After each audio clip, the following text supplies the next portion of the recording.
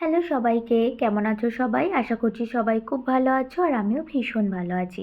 আমার নতুন একটি ভিডিওতে তোমাদের সকলকে স্বাগত জানাই। বানিয়েছিলাম চিলি ফুলকপি, সেই রেসিপিটা আজকে তোমাদের সাথে শেয়ার করছি। প্রথমেই ফুলকপিগুলোকে ছোটো ছোটো টুকরো করে কেটে নিয়েছি।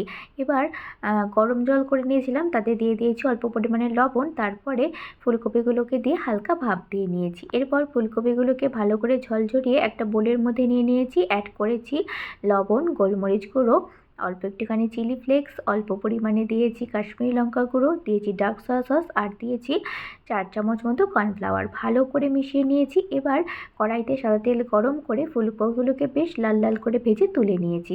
এখানে কিছু সবজি কেটে নিয়েছি, যেমন পেঁয়াজ, টমেটো, ক্যাপসিকাম, আদা কিমা, রসুনের কিমা, কাঁচা লঙ্কার কিমা আর কয়েকটা চেরা কাঁচা লঙ্কাও নিয়েছি। এখানে আদার থেকে রসুনের পরিমাণটা আমি একটু বেশি নিয়েছি। এবার ওই তেলের মধ্যেই প্রথমে আদার কিমা, রসুনের কিমা আর কাঁচা লঙ্কার কিমাটা দিয়ে দিয়েছি।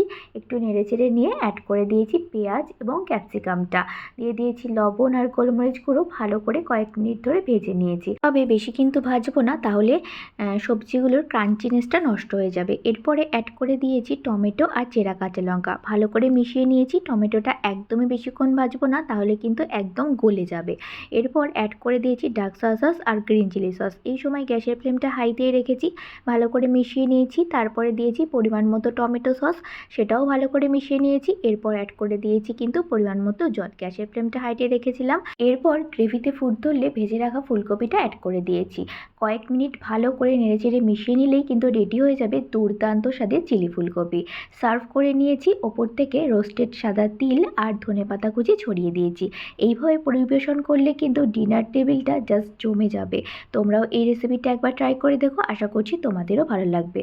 সবাই খুব ভালো থেকো, সুস্থ থেকো, সাবধানে থেকো এবং পজিটিভ থেকো। তোমাদের সাথে আবারও দেখা হবে নতুন কোনো রেসিপিতে। চলো বাই।